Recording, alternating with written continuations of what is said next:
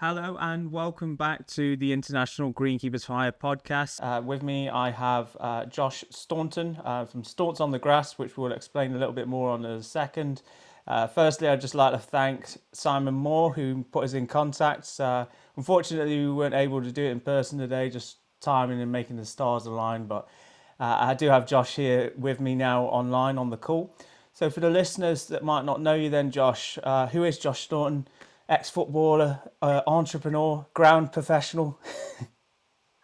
Yeah, you dressed out nicely. Yeah, probably. I would have put it a lot more boring than that. I would have just said someone who just looks after a few sports pitches now and keeps their head down and works hard. That would have been my appraisal of myself. But no, had a okay career at lower levels and kind of stuck it out.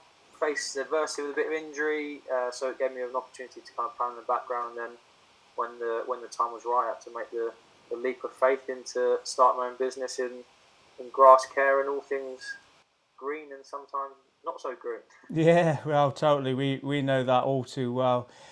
Could you talk us a little bit through your process then, how you came out of football and then found grounds? Obviously, you're playing on the surfaces day in, day out, but how have you gone from playing on the surface to maintaining the surface? Yeah, well, it was kind of. I always knew I had a bit of an unhealthy obsession with the grasses from my playing days. I used to, like as a footballer, they've got no appreciation for the grass. They've got no appreciation for what goes into getting a game on a Saturday, and I was always very conscious of saying, no, don't warm up on the pitch or do your line work off the pitch, which I can honestly say for any groundsman listening to this, I was always on your side on that one. And I always used to just take an interest in I always used to be really focused on the details around like the sprinkler heads and things like that in pitches, because obviously I know how difficult they are to get right.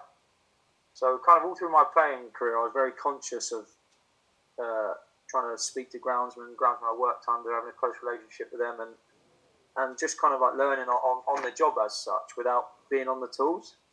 Because obviously I was very aware that football wasn't going to last forever. Yeah. And especially the levels I was playing at, it was going to be a case of you're going to have to be ready to move into something when that time comes. You're not going to have the luxury of having 3 or 4 years out to find yourself, and especially when you've got a family to provide for. So so I was always aware, and obviously as being a footballer, you kind of you see the good, the bad, and the ugly. You know what I mean? You see the beautiful pitches, and then you see how much work goes into stopping getting into some real bloodbaths and how grounds are fighting budgets, etc., etc. So it sounds very strange, but in kind of like you saw the world through my eyes and my career through the way I'd been kind of engaging with grounds, and it was almost a very natural process. Obviously, there's different ways to go around it, but the time was always going to come. It come a bit sooner than I would have hoped for, and everything. But sometimes then things happen for a reason, and you've just got to go with it. So yeah, I'm happy with where I am.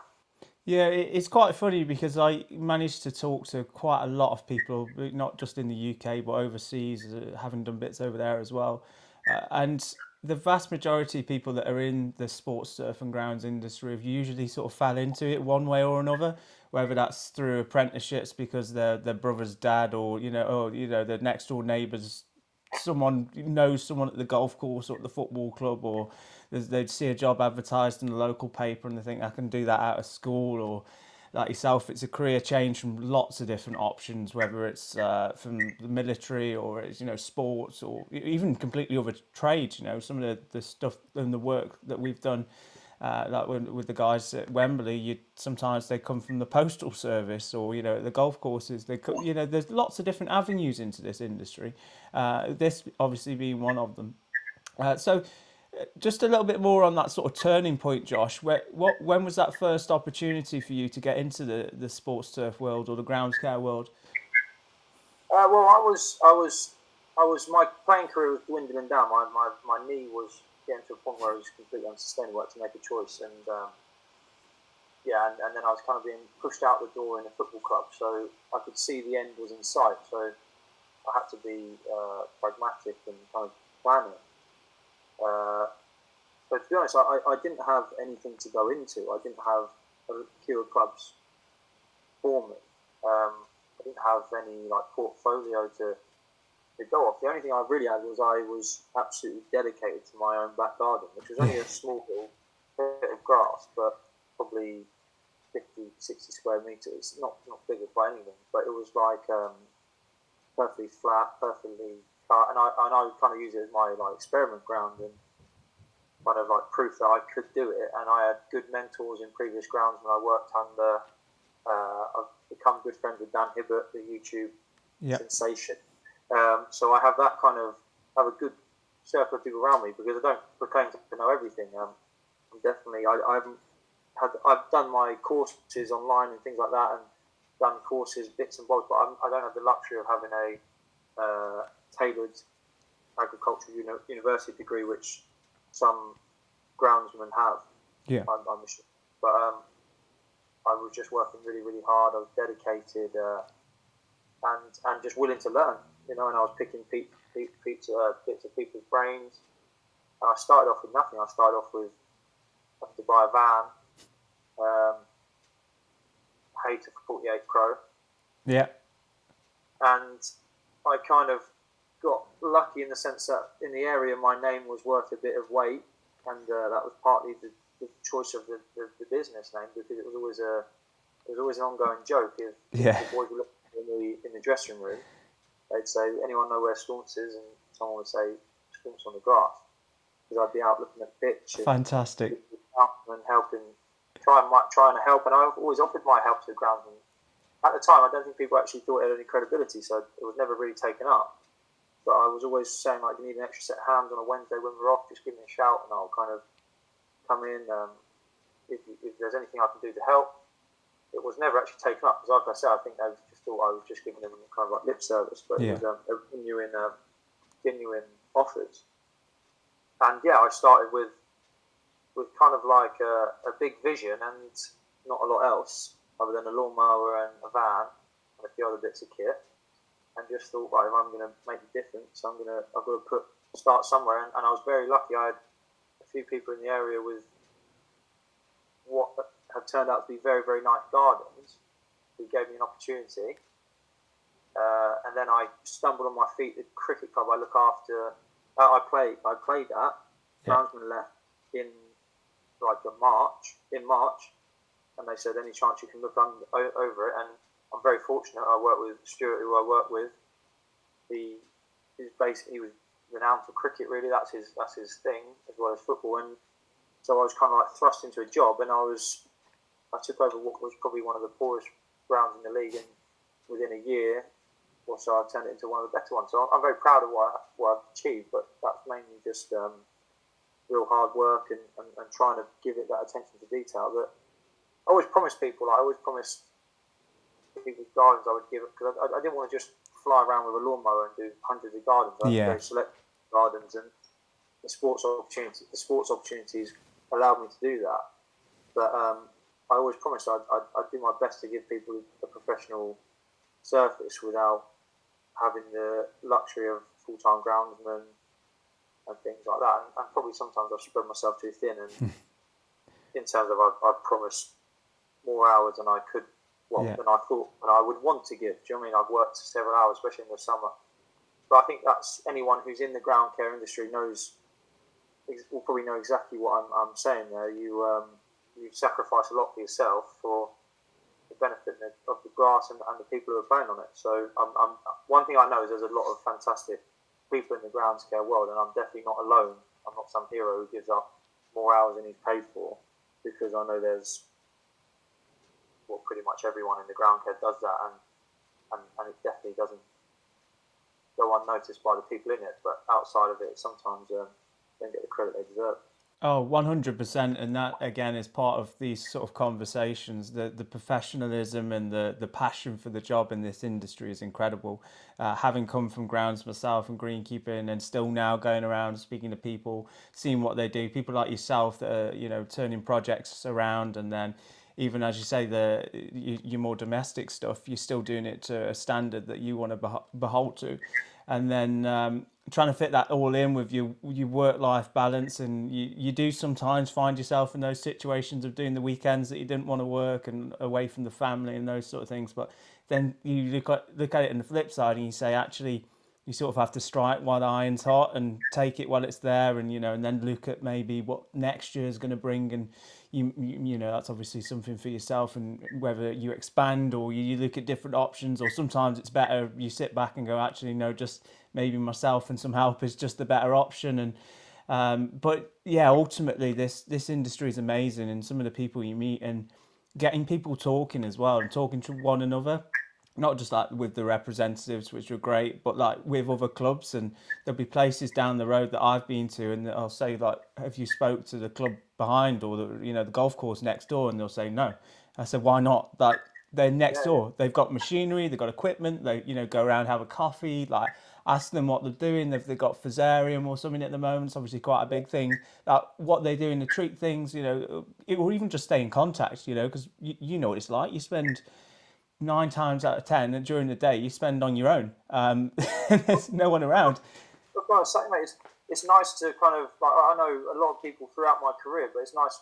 I speak to Ben Kay at Accrington and things like that, just through the network of people, and it's very nice because, like you say, it's a very, very lonely world, especially when the weather gets like this. It's kind of like, not so much today because the sun's shining, but when it's cold and it's damp and it's grey, it's a very, very lonely place to be, and you kind of fighting battles on your own, aren't you? And people don't realise it, but like I've got a problem currently where I've got crows digging up my pitch, and to someone else that seems completely insignificant. They're going, it's a bird pecking at a pitch. Yeah. But for me, that's at this current moment in time, that feels like the end of the world to me. And I'm going to bed, I'm thinking, God, I hope them birds aren't on the pitch. What can I do? But I'm talking to people in a sense that, like, I'm asking for advice. I'm asking, and it is. It's like, it helps you because people put it into perspective. They go, oh, there's not really much you can do, but try X, Y, Z, and something which feels like a mountain because you take so much pride in what you do. And like, I don't want people going to my pitch on a Saturday and there being a foot by foot hole dug out. But it's a reality of the job, and you're always trying to chase perfection, which is never ever going to come. And it's a hell of a lot easier when you're speaking and sharing it with people in the industry who very quickly become friends because you've got so much in common. Yeah, it is a very good industry for that sort of thing, and as you say, there's always that next level as well. Like, even when you've prepared the pitch and you've got a couple of hours before kickoff, you think, oh, I could cut it again. I can make it that extra bit nicer. There is always that 5%. We could put some holes in the corner. We could, we top dress that little bit. We could get some seed out and get some ready for tomorrow in the bucket, warming up in the shed. There's so many different things in those skills, and with those skills as well, Josh. I'm just interested to see how, from a professional sports area, how you've managed to use skills that you learned in that sector, so sort of discipline, routines, and the leadership skills, and transferred those across to pitch maintenance as well. Yeah, right. The beauty of football is it gives you a lot of skills which are very transferable. It gives you some which are not transferable. And there's probably not a profession in the world where you're quite so disciplined with timings. Yeah. It's not. You don't go walk into work a standard office job 5 minutes late and get fined half a week's wages. That mentality of timekeeping, and one thing I've found is what people appreciate in this job, this industry, because if you say you're going to be there 9 times out of 10 you are, it goes a long way. That kind of trust, especially when you're working on a football pitch or cricket pitch, and a lot of what you do is actually unseen, or it's hours on your own. When a lot of trust comes into it, you know what I mean. It comes like it's that trust and that being reliable. Like things like teamwork. Teamwork doesn't really help. Things like teamwork I've learned in football doesn't really help me in this industry at this moment in time, because for 80% of the time I'm on my own. Yeah. And it's down to you to deliver, and no one's going to dig you out of a hole. But then you look at it and think leadership. Well, a lot of it, especially at lower levels, is organising volunteers? Can you be honest enough to say, like, this is going to help me or this isn't going to help me? And there's a hell of a lot of transferable skills. But the one thing I would say is the main driver is the discipline of timekeeping, of you set a plan. It's so easy to... I remember Dan Hibbert gave me a brilliant bit of advice, and I remember last year it was pouring hard, and it was like late September, October time, and it would have been very easy just to walk off. And he said, go out and divot for an hour, 2 hours, because if you walk in now, you've set your standard for the whole winter. Yeah. You're never going to drag yourself out there when it's raining. You're never going to drag yourself out there when it's wet.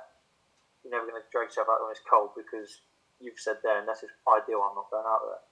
That was one real thing that stuck with me. Like, if you can, don't be that fair weather golfer. Yeah. Don't get me wrong, there's a time to do nothing, and that's one thing I've learned. Sometimes less is more. Yeah.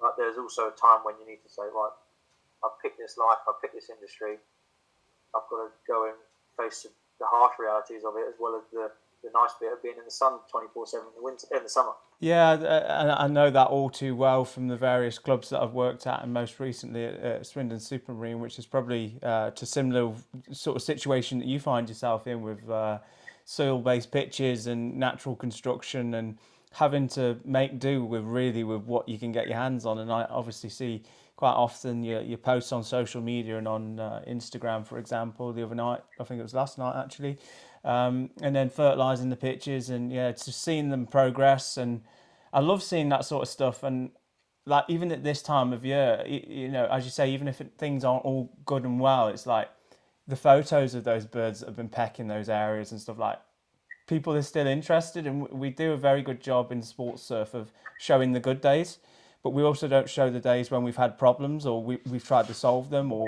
what we've tried to do to make the situation better, or the conversations that we've had as well. And I think that's really important.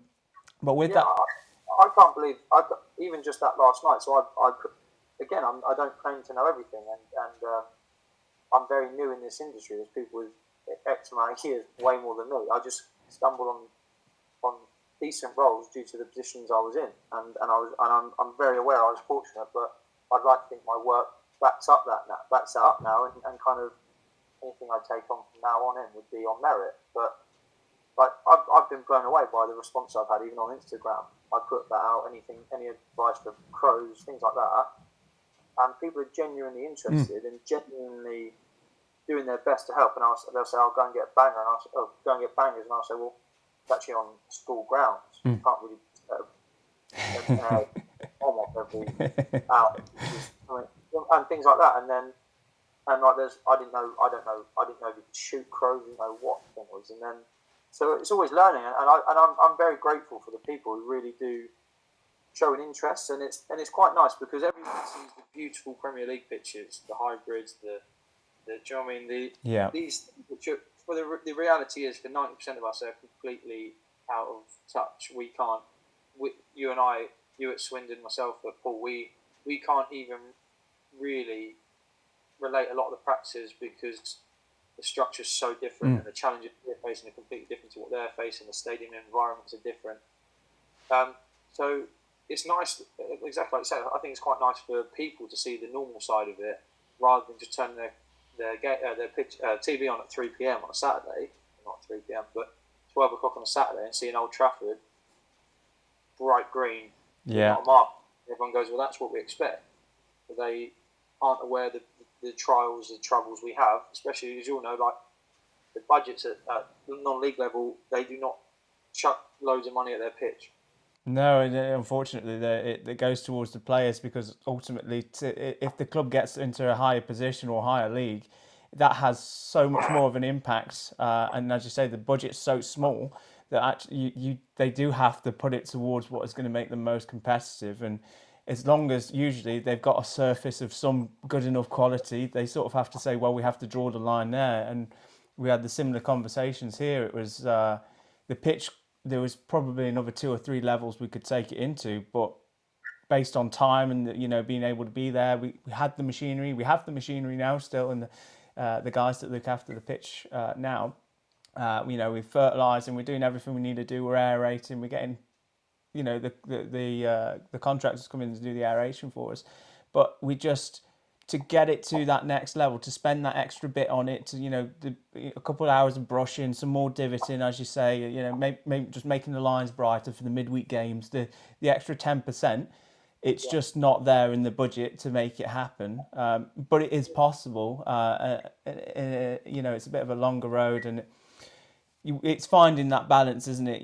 We went through ways of recently of we rotary cut with a triple now, like a zero turn during the week, the guys do, and then before a match for the first team we'd then get the cylinders out, the Dennis 34Rs, and then we'd rotary cut, or we'd cylinder cut for before a first team game. But the developments and the ladies and the anyone that externally hiring it, we just dropped down slightly because we were, you can cut the pitch in an hour rather than 3.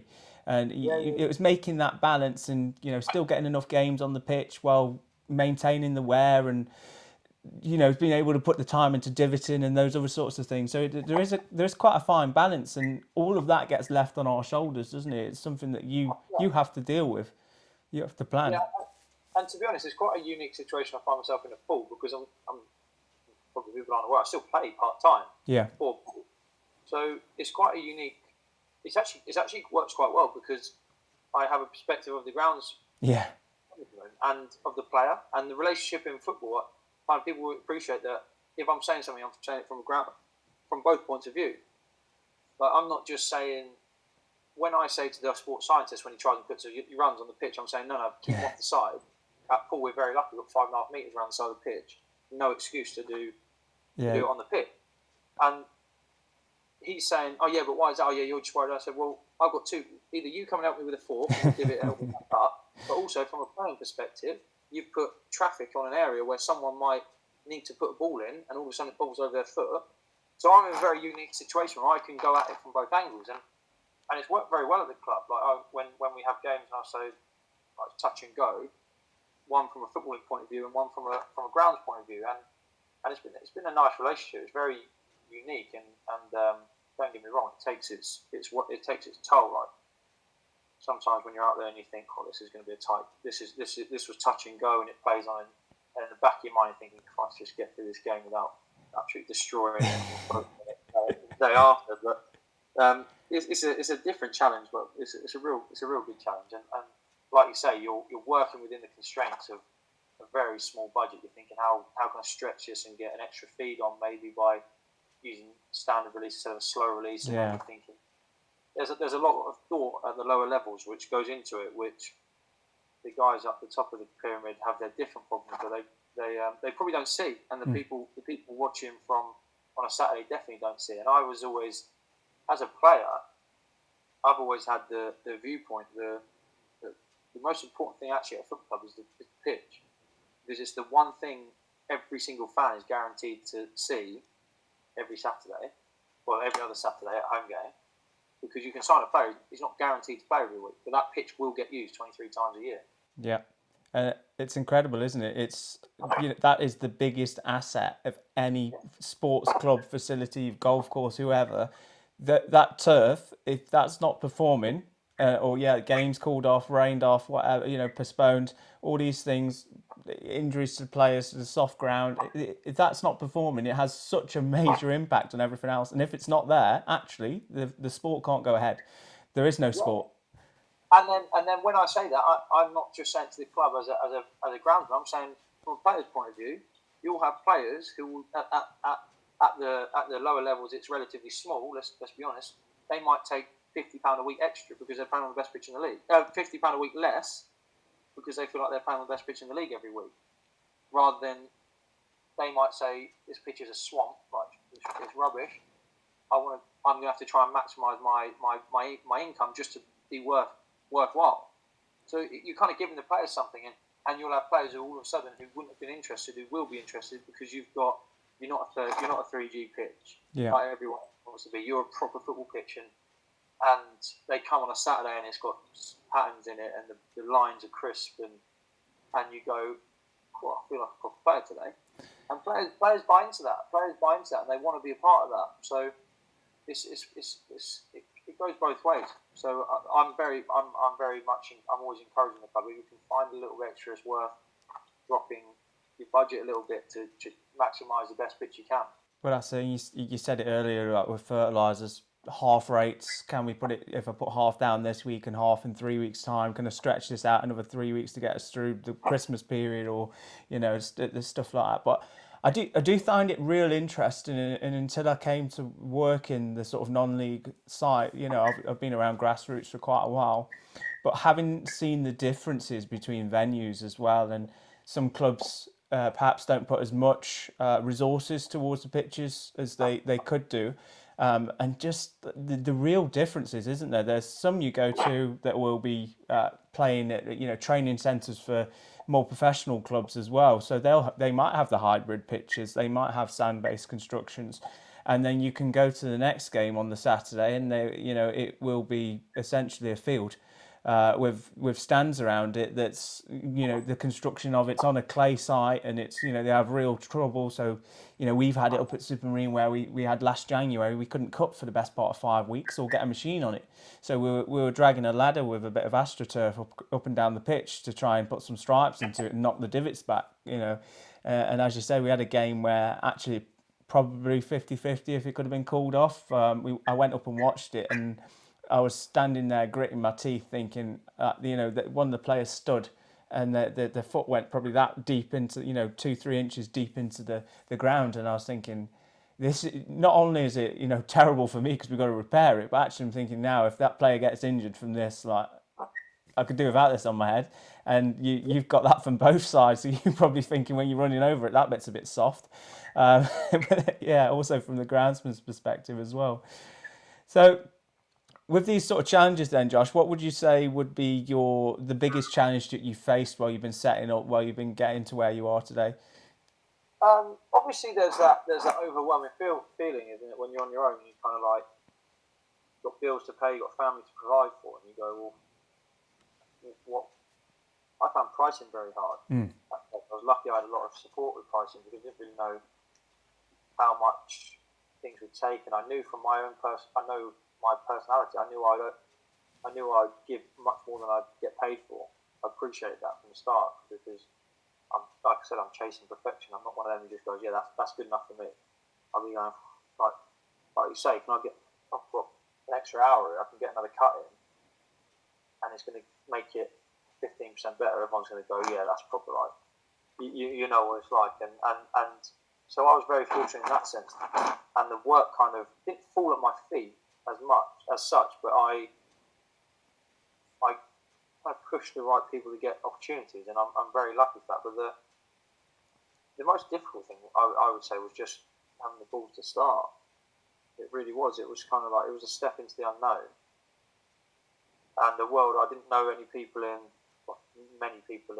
I didn't come with any credibility, so it was a bit daunting, but it's been good fun. It's been good fun, and the hardest challenge, as you'll know, as everyone in the industry will know, you are chasing something which is never going to come. You're going to chase just when you think the pitch is perfect. You've got just got over a little bit of couple. No, there was a bit of dollar spot or something on the pitch, a couple of bits, and then all of a sudden it was looking pristine, and then birds come down just out of the blue. Yeah. There was no prior warning, so now I'm thinking. So you're just chasing that perfection, and then you get another headache, and you get another headache, and then you get. But I think that's why we do it. I do. I think that's what we. I think it'd be boring if you just went and skimmed over a pitch and just said, right, that's perfect. Let's just cut over that quickly, and then we're done. I agree. It's kind of, what's it going to throw at me today, and what challenges am I going to face today? Because there is. You'll know. You've been in it a lot longer than I have. There's always something, isn't there? Which machinery goes wrong. You go, I've got to on my feet and try and find a solution. What's my solution? So there's always something else goes wrong, and you've just got to try and do the best you can. Yeah, I've got some fantastic stories, but one of my favourites, I put Supermarine, and the director was up there helping me. We were fertilising the pitch for the first time when basically I was helping during a transition period to where we are now with Callum and the guys maintaining the pitch. But was fertilising the pitch. So the club, yeah, we've got a spreader. It's not been used in a while, but it should be good. We've got fertiliser in. Thought, yeah, got the cones out. The first line, not a problem. Turn the corner, second line. The spinning disc dropped off. And I was like, right, okay. So luckily I had the drill in the car and some self tapping screws. So put that back together. Right, went to push it, wheel come off. I was like, right, okay, this is like you couldn't write it. Honestly, it was like comedy gold. So put the wheel back on, went to push it again, the gearing snapped, and I was like, right, I'm done. So, we managed to get another spreader and borrow one to finish it off. But I was that day that I probably spent 3 hours messing around with that spreader. I was like, you honestly, bearing in mind the hopper's full of fertilizer as well, ready to go. I've already done a line. I know rain's coming tomorrow. I'm just like, why? Yeah, yeah. I did one day down at Poole where I was cutting before a game. So it was a Tuesday afternoon game, and if anyone who's been to Poole will know, it's right. So it's on the school ground. But it's right next to it. Backs onto a school field. So there's like a gate in between. And for some reason, someone must have chucked some marbles over. And I was cutting, and I hit the marble. So the cylinder kind of flicked a marble out, and it took a chunk out of the bottom blade. Oh, So, and I was literally on my first like set of stripes. So I was thinking like, oh Jesus, it's got a game, like it's got to be cut. I don't have time to go and get another machine. What am I going to do? So I just had to think of my feet and act it. Well, luckily, I by the time I double cut it, you couldn't really see the stripe. But honestly, like them sort of situations, they do, and you cannot believe how often they happen. yeah, it's constant. We'd have, and it was to no fault of anyone, but you're using machines like sometimes you'd run out of fuel, or something would come off, or you'd have one machine because we had three mowers, and one would start misfiring, and you think, oh, I'll go to the other one, and then the drive would start playing up on the other one, and you think, I'm never actually going to cut this pitch, or you'd end up you go there and you think, oh, this will be an easy day today. There's no dew, it doesn't look like it's grown much, and then you turn out you end up taking 15 boxes off it, and it takes you an extra 2 hours. And it's those sort of things that people don't see, and the hours of hard work and labour, and then planning around that as well. You go, right, okay, maybe next week I need to do an extra cut so I can avoid having to maul all that away, and having to take a wheelie bin with you to the other side of the pitch, save you emptying the box and walking up and down, and just really stupid, daft little bits that you go, yeah, we do quite a bit, don't we? Yeah, and you do. You say that one there. You go like, you take a load off, and you think, in actual fact, it's cost effective for me. Cut it 3 times a week rather than 2, because I'd save myself lugging a box up and down the pitch every second strike. You got things like that. You have funny conversations with yourself throughout the day. You really do. It's some of the things that go through my head. I just think, Christ, if anyone could spend 5 minutes in here, it doesn't stop. It just doesn't stop. Well, that's it, and even like renovation time, I've had it when I went and first helped the club, and we had to hack the pitch down because it had been left longer than I would have wanted to leave it. But we got there, and I literally went down the pitch, one stripe, and the box was full. So you can imagine, the size of the football pitch. It took me about 6 hours. It was hideous. And I said, if we'd have got a little ride-on mower on with a box on the back, that first cut, it would not have hurt to just like get rid of the clippings in there, and then we that wasn't even a finishing cut. It was literally just to get it cut. And we could have done that in an hour, and actually the cost of hiring the machine for the day probably would have made more sense. But I was already there, and I had the time. The weather was good, and it's like, I'm just gonna have to get on with it. I put my headphones in. I think that's the worst thing when you go, I knew I should. When you go, oh, I should have just trusted my gut. Yeah. That's the worst thing when you go, oh, I thought this, but I thought, now we'll get round it, and you just go, well, I could have saved myself X amount of time. Yeah, it's pretty frustrating when you do that. But at the end of the day, you laugh, you stand and laugh about it, and you go, God, I'm stupid. Yeah, that's what I do. And there's so many. As I say, I could go on and on and on, but yeah, we enjoy it, which is the most important thing somehow. Yeah. So for you then, Josh, social media, going back to your Instagram profile, and yeah, the fantastic name that now makes more sense, Staunts on the grass. Even though I was looking at it from another perspective, with Staunts as in like clumps of grass and on the grass, and there's a few things that went through my mind, and then obviously the surname. But now you having saying it from the changing room, I think it's got like a triple prong approach to it. It's fantastic. It's like the perfect name, really. I say you post a lot on social media that I see, particularly on LinkedIn, particularly on Instagram and Facebook sometimes as well. How do you feel that growing the brand in the social aspect online like that has really helped you grow what you've been doing day to day? It's been brilliant, mate. To be honest, I was very fortunate. One of my good friends, Jamie, who I played football with, he was the one who always used to say, "I thought to be on the grass." And when I was saying to him, I want to start a business, I don't know what to call it. He said, "It's already there for you, mate. Everyone says it. That's what it is." So I had a period where I was very, very on my social media, and obviously this summer has been very, very difficult. Yeah. A lot of watering, a lot of like micromanaging, especially the gardens I do. They're more than happy for you to do that. Like we put a sprinkler system in one, which and this summer was very, very in the southwest. It was very, very windy and dry, and I broke 2 tripods. I used to do a lot of like recording work, and I've actually haven't replaced my tripod yet. So kind of reluctantly stepped back off my videos, but it didn't work. It didn't matter too much because I was doing a lot of like watering and things people didn't see. But I've loved it, and the engagement I've got. I didn't realise. I'll be honest. When I was like obsessed with my own garden, I thought I was on my own. Oh, you're certainly not. I thought I was one of very few, and I kind of shoeboxed myself into this. Oh, you must be quite weird, or like it's quite abnormal to be that obsessed with a bit of grass. But I cannot believe how many people genuinely love their grass. Yeah, and little bits of advice and want to give you little bits of advice and things like that. And it is, and it's all pretty relative, isn't it? You can kind of someone's garden, which is 300 square meters, it's the same sort of thing. Obviously, it's not getting ran all over every week, but there's a lot of what goes into that which you can kind of transfer onto a football pitch.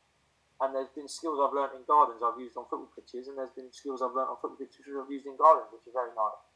But documenting that story has been really, really good for me. And it was, for me personally, it was kind of like, right, you walk into a world which nobody knows. So you've got to kind of give them something to look at. Yeah. Or else, because you know as well as I do, anyone can take a picture from afar on a striped pitch and go, that looks nice. But when you're up there, when you're showing people, this is the profile, this is me standing above it, this is what you'll see if you look down, it's a different world. And I actually think that's what people want to see. People want to see you doing things which is kind of like, oh, that's different, I didn't think about that. Or like little ways, little bits of advice you learn. And because a lot of the people in the ground industry have been in it for a long time. They're stuck in their ways, and they're not all of a sudden going to bring an iPhone out with them. Yeah. And that kind of exposure is, people love seeing it. It's different, isn't it? It's different to just seeing your same stuff.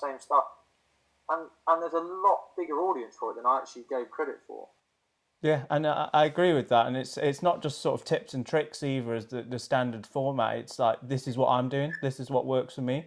It might not work for you. But, it's that inspiration and just that, and another thought in someone's mind and sort of sparks that a bit of interest. And even, as you say, because it's social media, it goes outside of our world as well. And it only takes a handful of people to pick it up and pass it on. And obviously it's fantastic for the brand, but also like to raise that awareness of like not just grounds and gardens, but the sports turf and what's going on. And it's funny you talk about the transferable skills, because I originally came from the horticultural grounds, sort of gardens and commercial background, and then moved into sports turf through golf and football. So I've, again, like yourself, got those skills that I've picked up in the workplaces there. And actually sometimes you go, oh, I wonder if that would work. And now I almost don't wish, but at some point would have had the opportunity to put the skills into lawn care that I'd picked up in sports turf, because they had like definitely I could go back and fill some information from years past back into that side. And well, I say that if you went and saw my lawn now, you'd probably laugh at me. It's only a little 10 square meter thing, but at the same time, it doesn't get any love. That's why I actually love. People say to me, "Are you going to drop your gardens?" Because I only do like 3 proper gardens, really. And people will say to me, "Are you going to drop your gardens?" And I go, "No chance. They're my golden eggs. That's what started it for me." Yeah. And see how nice it is to be able to put the same seed you put down on a football pitch, the same like proper mowers with sharp blades, cylinder cutting, feeding it regularly, liquids regularly. Do you know how nice it is to be able to do that in 300 square meters, which doesn't get trampled on every Saturday? Yeah, it has no play. Yeah. How nice it is to cut that 3 times a week, and you're snipping tiny little blades of grass off. That's a lot more. That is easier to get looking good than a football pitch. Yeah. No one runs around it. You have a goalie stood in a goal mouth for. So that's like I would never walk away from my 2 or 3 proper gardens, because they remind me like, this is as close to perfection as you're going to get. It's like ornamental gardens. No one's going to run around. No one's doing a side tackle on it. No one's doing a side tackle on it tomorrow in pouring rain. Yeah. So they're my they're my babies. They're my.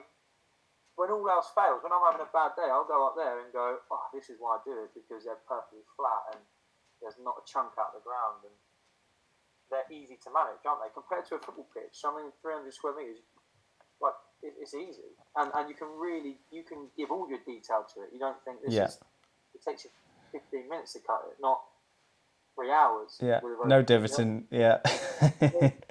So so they're like that side of things, and like you say, you probably missed that, but you can get your teeth stuck in something, and that for me is as close to perfection as I'm going to get, because I don't have all the outside things destroying it every week. Because that's what you're doing in sports industry. You're creating something to get destroyed every weekend. Yeah, we always joke and say it'd be fantastic if we didn't have any footballers or golfers using the surfaces, but then we also wouldn't have jobs. So it's sort of it's a balancing act, yeah, for sure. So where do you see the company going then, and your career going in the next sort of 5 years then, Josh? Well, in actual fact, we've got. So I've gone in as a separate company. I've created 2 companies now, because I went in. This is like my baby. Staunts in the grass is me. It's you get me. Do you know what I mean? Like, that's in the local area. That was the novelty of it. It was kind of like, you've got the ex-captain of the town club doing something for you, and it was nice. People liked it. It was a good way for me to build relationships in the town. But I was always very cautious of, do you expand under this name? Because all of a sudden it's not Staunts in the grass. If I go and bring X, Y, Z on your grass, it's not Staunts. Yeah, and that attention to detail I wanted to provide, I can't guarantee it, because I don't know. With the best will in the world, you don't know if someone's got the same level of dedication as you do. And I had to be realistic. You're never going to be a wealthy man working on your own, because there's only so many hours. There's so much money people will commit to their football pitches, to their gardens. So if I actually wanted to grow as an actual business, I had to be realistic. So we went. Me and one of my old groundsmen, Stuart, had been talking for, whilst I was still playing, about building this, and it's kind of like gone into more of the contracting side of things. So we have a second company, Southwest Turf Solutions, which is, so we invested in tractors, spikers, seeders, top dressers, things like that, because if we're looking at it from a business point of view, that's where the money is, and that's how you actually grow, because we can earn X amount by vertidraining 4 pitches in a day, and you could pay someone £250 sitting tractor. That's and I know that sounds like that's the business side of things. So we created this second business because if I wanted to expand as a business, I had to lose my name, kind of thing. Yeah. So I keep my babies in my name and do them as and when. But if I wanted to grow a substantial business, it had to be, one, I felt more professional, because I don't feel the name's like particularly professional. I didn't think it had credibility if you were going to go and renovate a football pitch. I also appreciated that I don't have the know-how to do that sort of thing, so I need a team on board with Yeah. us to do that. I can do it. I've learned how to do it, and I feel very confident doing it. But renovating cricket squares and things like that, I thought that's the growth. That's the growth, Yeah. and that's where we've gone. And to be honest, mate, I like that side of things, but I find it interesting. But I'm not the type of person who wants to sit in a tractor. Yeah. Driving up down a football pitch, 3 foot pitches right during the pitch. It's pretty mind-numbing stuff, but it's a very, very important aspect of groundscare. And we're very lucky in the southwest. We've got a few firms up your way, but other than There's not a great deal, is there? down Devon way, there's a real niche in the market, mate. And I wanted to be. I also thought the two worked in tandem, because I thought Staunts on the grass is proof in the pudding of football pitches and cricket pitches and things. All of a sudden gave the contracting business a bit of credibility, because I'm using it. Yeah. Like my pitches have used the contracting company, so it's not like we're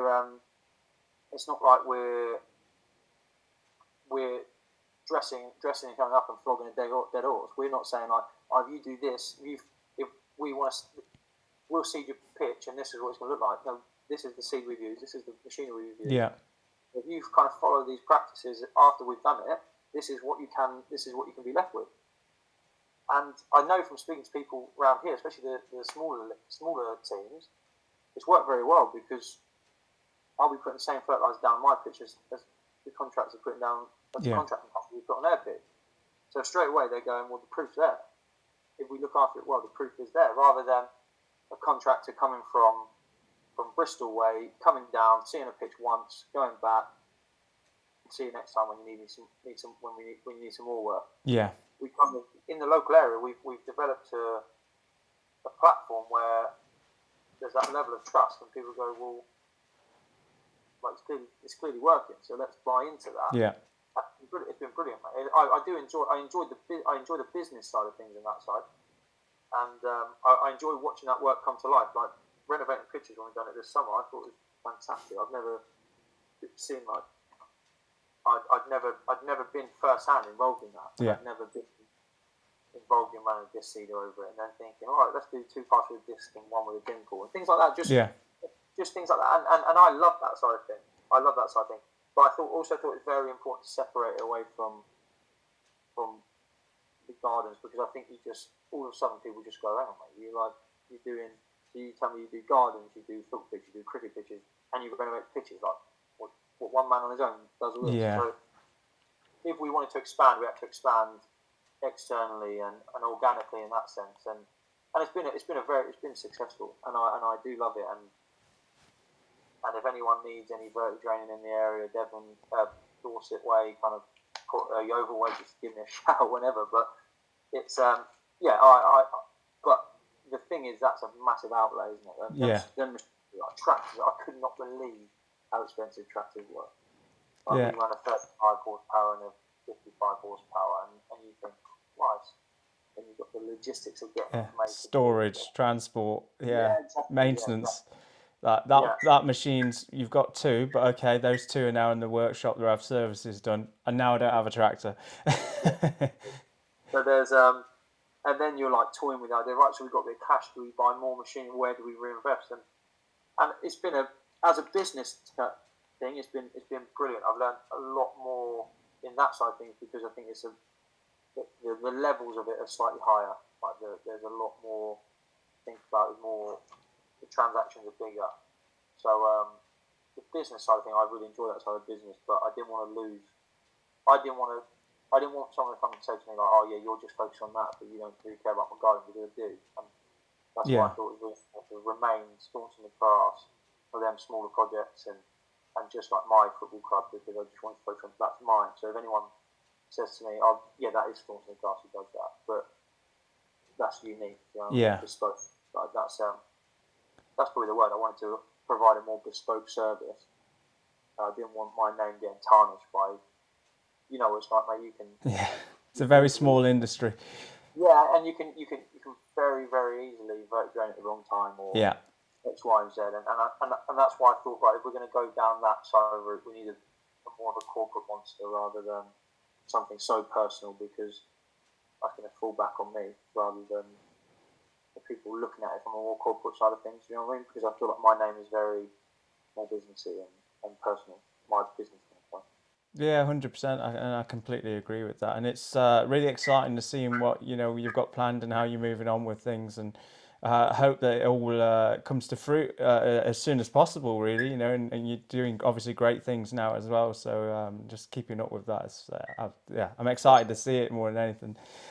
Just before we wrap up, then, Josh, because I appreciate we spent a good time talking together now, and You're actually rambling, mate. Sorry. it's Sorry. and we no, it's been really good. It's a nice podcast. They're all very similar, and it's good to chat with people like yourself and what we're doing in the industry. We've got some quick fire questions just to run over, just a couple of lines, just to for the bigger audience, for the members. So if you could switch roles with any greenkeeping or grounds team for the day, sort of whose job would you choose, and why would you want to choose it? I would love to go and be Man United groundsman for a day, or for a week. For a week, not a day so much. A week. I just always look at their pitch and think it looks bright green, beautiful. Like, I would love to have a go with like the lighting rigs and things like that. I'd just love to experience that for a week. Yeah. Before we get overwhelmed by it, I think, God, there's a lot more. There's a whole other world, yeah. Yeah. What do you do to unwind and relax after a challenging day down at the football club, say? Yeah, when them birds are pecking, I'll go and see my little daughter. I'll go home and see my little daughter, and then she just gives me a cuddle. And I was telling her yesterday, and she said, "Those naughty, naughty birds." Steve and Maggie, and that's a little bird. And yeah, so it just puts all your problems into perspective. Don't you? You go, Jesus, I've been stressing for the last 4 hours over a bird. Oh, fantastic! And then with that as well, this one leads on to the next question. Would you do you have any funny stories or any sort of unexpected moments that happened during your career? What, football or gardening? Either or, really. I think people would be interested. One of the weirdest ones was me and Stu were going to cut the pitch at through. Right? So we've got up there, we've got the 2 rotaries on the back of the trailer. And whilst I was driving up there, I felt this big, like I thought I went down a pothole. And it just about sums up, because every single time it's like we've taken the rotaries up there, so we've planned to have a day where we were going to do Frome, Westbury, Blandford and Poole. So we're going to do four rotaries in a day, and it was the height of summer. And guaranteed something's going to go wrong. Yeah. Something goes. I got to so bear in mind, it's a brand new trailer, like brand new trailer. Got to Frome, and I was like, got out of the van, and so I've gone to him like, one, what's really scary? How do you not realise you've lost the wheel? 2, where is the wheel gone? So I was like really panicking, mate. I was like on Google looking up like road traffic around the area. Yeah. Hit by a wheel, and I was like to him, we can't drive around without one wheel. So disrupted the whole day. And you want to try and find the actual wheel snapped off, so we had to replace the whole trailer. But like you say, these things aren't easily fixed. But honestly, mate, the sheer panic in me, I've never experienced anything like it. I was like, where's the wheel? Like, I'm not worried about losing the wheel. I'm like, what damage am I? Yeah, where's it gone? Is it like in someone's car? Has it gone rolling down the road? Have I caused a mass accident on the A23 without realising? Because wheels hit someone. All I was thinking was like, is this like Final Destination kind of thing? It's all gone. And honestly, I drove back down. I'm like really cautious. Like, where's the wheel? I'm driving back with one wheel on. It was an absolute nightmare. But that was the weirdest story I've ever had in groundscare, because I was honestly like, who loses a wheel on the trailer? Someone's going to tell me this happens all the time. It was new to me, and I was completely out of my comfort zone and panicking. Wasn't worried about the disruption for the day. Obviously, the day was done at the first job. Yeah. Because we had a wheel, but yeah, just checking my phone all day. It was like people looking for some like road hit and run driver who's like spanking wheels across the A303 or something. But luckily, nothing come of it. I don't think. God knows where this wheel. You never found it. Leveling through, but it was mine. Fantastic. Right. And then what would you say has been so far the most rewarding part of the job for yourself, Josh? Really changing pitches. Yeah. I'm sure you've seen on my social media. I was very lucky. I picked up dog doo-doo. I picked up Yeah. bad pitches. The Oval Cricket was in a bad way, and Poole Town Football was in a bad way. So it was like, any improvement would have been drastically appreciated. I was just very lucky that I believed in myself, and I actually changed them from something so bad to something really, really good. And that like I look back at those pictures now sometimes, and I'll be like, wow, like when I'm having a bad day and I'm thinking the world's going to end because the birds are chirping the pitch. Yeah. But then I can look at, Christ, this is what it was 18 months ago, and I go, wow, you've done all right, mate. Don't want to just forget about the birds for a minute. We'll deal with them later. And that's the most rewarding thing for me. The turnarounds you can do by just like decent practices, listening to people's advice, working really, really hard, and trusting your instinct. Yeah. So, yeah, and yeah, sometimes, mate, I don't have a tear in my eye, but I do have a lump in my throat, and I think you should be quite proud of that. Like, to turn something from that to that in such a short space of time, you should be proud, and it's allowing yourself to be proud, isn't it? But they're definitely my proudest moments, mate. Yeah, and sometimes I've had it a look back at the pitch, start of the season, and you go, actually, wow, that looks pretty decent. Yeah, I've been really happy with that and where it is and where it's come from, as you say, and you does sort of leave something with you, which is always a nice feeling. But then, what would you say, Josh, is your one bit of equipment that you now couldn't live without? Oh, you know what I think is a massively underappreciated piece of equipment? A blower. The leaf blower. How good are they? Like, just light. And actually, no, I'll tell you one thing I could not live without is a van. Yeah, yeah. A van. Like, all my life, I used to drive nice cars with equipment up, and I always used to look at people's vans and think, like sometimes families would have a van. Yeah. And you think, well, he doesn't even need a van. Oh, you do. He doesn't work in an industry where he needs a van. But Jesus Christ, vans are amazing, mate. The road positions are amazing. Yeah. My daughter absolutely loves being in the van. High up, yeah. So many people go like, "Oh, do you mind just taking it?" Someone bought a bed off us the other day. Yeah, can you drop it off? Yeah. It's class, man. And I joke around like my family, like Megan, my daughter, and like all my family from back home. We go Centre Parks every year. Yeah. I say, shall I just take the van because I can just chuck all sorts in the van. Everything, yeah. And you don't really, you're not like precious about them, are you? Not like a car where you think, God, if I like open this door on a wall, I'm gonna. Oh no, I'm gonna. Yeah. You just wallop on a wall. You're not precious about them. They're made to get hammered. Yeah. But honestly, they are.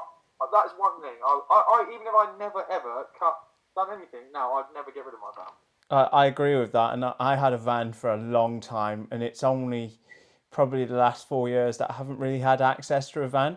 And yeah, the amount of things that have come up, collecting beds or being like, you spot that bit of furniture on Facebook Marketplace, or with, that bit of machinery that's on super sale that you think, oh, I could just go and pick that up. It's like, now I've got to go and call someone else and borrow their van, or like hire a van, or, it's just having it and using it. And as you say, you're actually driving them on the motorway and stuff. You're in a good spot. You're nice and high up. It's like a lot around you. You're nice and safe, and like they're not that bad on like fuel and stuff. So it's like, it's not a bad shout, really, is it? Yeah, the only downside I ever get in a van is no one told me you have to drive 10 miles an hour slower. Yeah. So have you had a ticket then? Luckily, I got one in Yeovil and one in Dorset. Yeah. They're different like policies, different police systems. Yeah. I actually got really close to each other, and I was gobsmacked. I was close to challenging. I was like, "What do you mean? I got fined for doing 61 and a 70. I got fined for doing 64 and a 70 in one of them." And I was like, "How's that? That's not even speeding." What do you mean? I was on the phone to my dad, like, "Dad, I've got a ticket, mate, for going 60. No, I was going 70 in a 70." And I was like, that was it. I was going 70. I was like, "I've got a ticket for going the speed limit." Yeah. And he was like, "No, that's ridiculous." I was like, "Mate, I've never heard anything like it." And then I was driving down to Poole. It must have literally been on the same journey. Yeah. I got another one. It was about a week difference. And I got 71 and a 70. And by this time, I hadn't done my course for the first one, so I genuinely didn't even know. And I thought, what is going on? I'm getting speed tickets for like, how harsh it to get a speed ticket going 71 in a 70. And so that is a big, when you buy a van, they should tell you that, because people like me who had never ever been in a world where I'd ever driven a van, I genuinely had no idea. Yeah, and And I still, to this day, I don't know why they are, because I get it in like the 80s, the vans must have been like boxes on wheels. The vans these days, so I drive a Vauxhall, and it's quick. It was empty in the back at the time, which kind of adds insult to injury. And it's no heavier than like a Audi Q8. They're like SUVs now, aren't they? There's not a great deal different. They're usually the same engines, sort of similar drive chain and like body, floor plan. It's obviously just got a box on the back of it. and that's my argument. Like, well, if you can drive a BMW X5, which is 2.5 tons, and this is 2.5 tons, why is this going to go slower? Yeah. They can't take that much, can they? You're not gonna get crushed if you put like 5 ton in the back of it. We sit on the wheel arches, so you're not gonna pack it hard. So I don't really get it. Maybe we should go on a campaign, all us van drivers, that change, update that for 2025, because in this day and age it seems a bit silly. Yeah, and it's the same for trailers, isn't it? The amount of people I've seen come past me at 70 with a trailer on the back and go, "You're only allowed to do 50." But people genuinely don't know, because you can just go and buy a trailer now, stick it on the back of your car and crack on with caravan, and you don't have to do a ticket or anything anymore. So there's no information. Even like if you buy a trailer, you should have to do a little course on ratchet strapping. Yeah. You should buy a trailer, mate. You get to the other end, you go, well, actually, how on earth do I? I had to do that when I first went and picked up a mower. I had a trailer, and I got to the other end. I thought, oh my god, I actually don't know how to ratchet strap. How embarrassing is that? Like, I feel like a mug telling you, but no, there's an art to it as well, isn't it? Like, I didn't know until I did one of the courses, because I was doing 24 and a 20 in Wales. The guy said always try and put the straps on the passenger side. So if you get pulled over on the motorway and you need to adjust anything, all your straps are on the safer side rather than being on the roadside. And I was like, I didn't know that, but I was like, it's obvious. See, I've learned something today, because I'll consciously go and do that, and I've never even crossed my mind. Exactly the same. I had no idea, and I was like, obvious, but I didn't even think about it. These little things, they should give you they should get a little pamphlet with that in it. I know people won't read it, but it's your choice if you read it, because like a little video on how to actually do a ratchet strap. Because when I first started, I had to get taught. I had to go and speak to people and be like, do you actually mind teaching me how to do this? Because I don't feel confident doing it. Yeah. And it would be a lot safer if you did, wouldn't it? And you get a lot less tickets, because I'd imagine there's people out there who've been in a situation like me and just faked it. Luckily, I got the guy to do it for me the other side, and he taught me. But who have probably got tickets for unsafe load and things like that. So these things are important. Oh, 100%. We'll make a nationwide campaign. I look forward to it. Josh, who would you say has had the biggest impact on your sports turf career then, and why? Dan Hibbert has been excellent with me. We've built up a good friendship. He is like an absolute grass geek. Any feeds, any like question I have, he's been there and done it on a smaller scale. Yeah. He works with ryegrass, so it's very, very relatable to what I do, and he speaks to a lot of people. So he's been good. And then my partner, who I had the second company with, Stuart Anter, was groundsman at Yeovil when I met him. He's been in the cricket side of things. He's been brilliant, and we work well together. So those two have made massive marks on me and given me a hell of a lot of advice. I'd like to think in some way I've helped them, and I probably keep their spirits up, because I'm always joking around something. But they've been very good to me, and I'm forever grateful for them, because they didn't have to be. I was just a footballer who was coming into their world. So they were very nice to me. Yeah, that's great to hear as well. And then finally, for my questions, what advice would you have to new people wanting to join the industry from any different part of, even if it's career change, what would you say? I would say be brave enough to go and do it. But listen, You know, like so many people come to this one, they don't want to listen. Oh, I know this, I know that. And the fact of the reality is, there's only so much you can learn in a book. Mm. It is like one of the most old school industries. The experience is absolutely it's invaluable. Yeah, I agree. Some of the people that I've met, and like they might have been on one site for 30 years, but like not only do they know that place like the back of the hand, like they could say, right, there used to be a sprinkler there used to be this there, you know, you used to flood there, or this is why that happens there.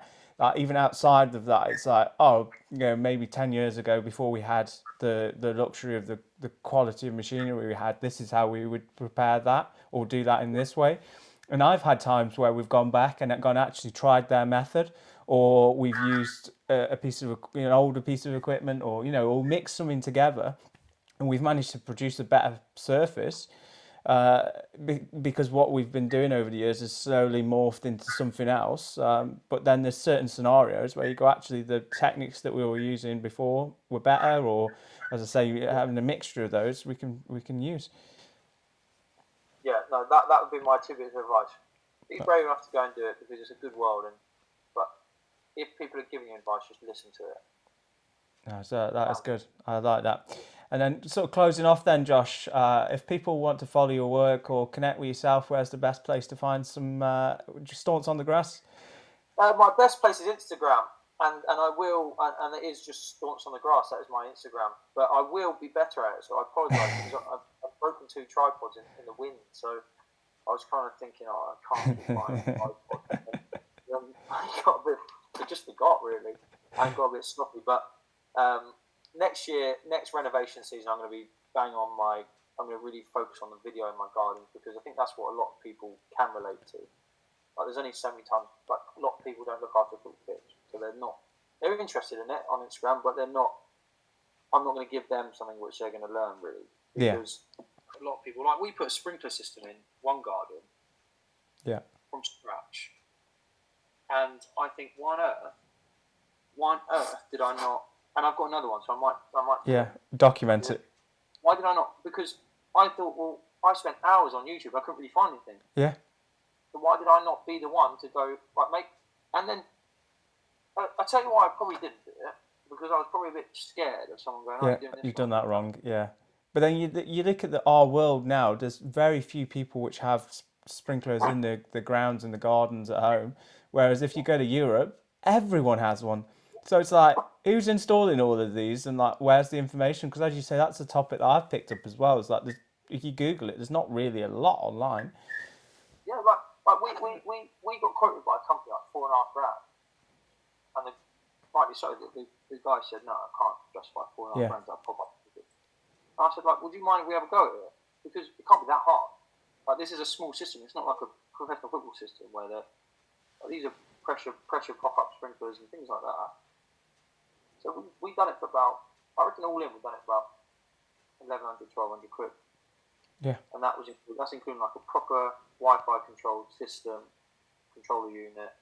We basically went and got 2 IBCs, plumbed it up, feed into the IBC, into a pump which was like 300 quid, 400 quid, up into the control system, out. And we've got a fully functioning on your phone with the Rainbird pop-up system. And I look now, I think, why did I not? Yeah. I think I was scared. I think I was scared of someone saying, "Oh yeah, you should have done X, Y, and Z." When it was a lesson for me, and I didn't want to put bad information. I'm not a plumber. Do you know what I mean? I was just trying to. How hard can it be to join up pipes? Oh yeah. And you know full well the first comment would be, you've done, as you say, you've done that wrong, or that'll fail in a week, or and I'm very grateful for the customer because he gave me a real life skill. I've learned how to do it, and it worked. Right, it's fully functioning. It's clean. There's nothing wrong with it, and it's brilliant. Like, he has a 450 square meter garden. He was out there moving a sprinkler around with low pressure because he has low 8 times a night because he likes it green. And now he just pressed the button on his phone, 4 sprinklers pop up, water it in 20 minutes, done. Happy days, easy. And I know that sounds stupid, but that's changed his life.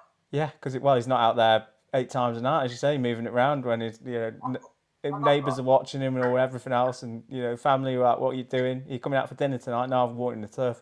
I've got to drive back. Just like but things like that, mate. Just be bright. I wish now. I wish I had the balls to do that. I should have. But the next one I do in the spring, or early spring, I think I will document it, because I reckon there's loads of people out there. If you said to a lot of people, you've got a 200 square metre garden and you can put pop-ups in it for 400 quid, 500 quid, I reckon a lot of people would do. I agree. Yeah, I think they'd be properly interested. I think a lot of garden fanatics would go, "That's brilliant. How cool does that look?" Like my client who I done it for, he loves it when they have like a nice patio area which kind of looks down on the garden. And he said it's so nice when people come around in the evening and pop-ups just pop up. Not many people can say that. So that kind of thing is brilliant. And I think there would. I think there'd be a lot of interest in it. So it's all about trying to, I could have got more engagement if I'd done things like that.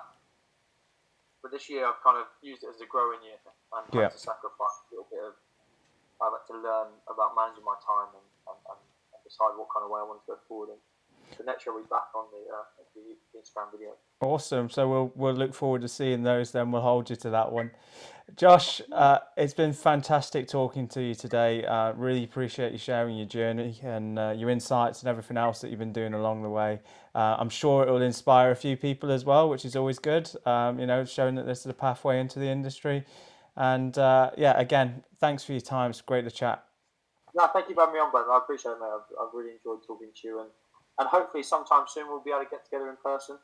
I'd like to come up and see the Swindon pitch, because it was nice when I played there last year. So definitely, we'll make it happen. So thanks again, everyone. We'll pop some links in the description below for Staunts on the Grass, so you can get in contact with Josh or see what he's doing online. And a big thanks to our sponsors, Kirsten UK and Regen Amenity. Again, there will be some links in the description below.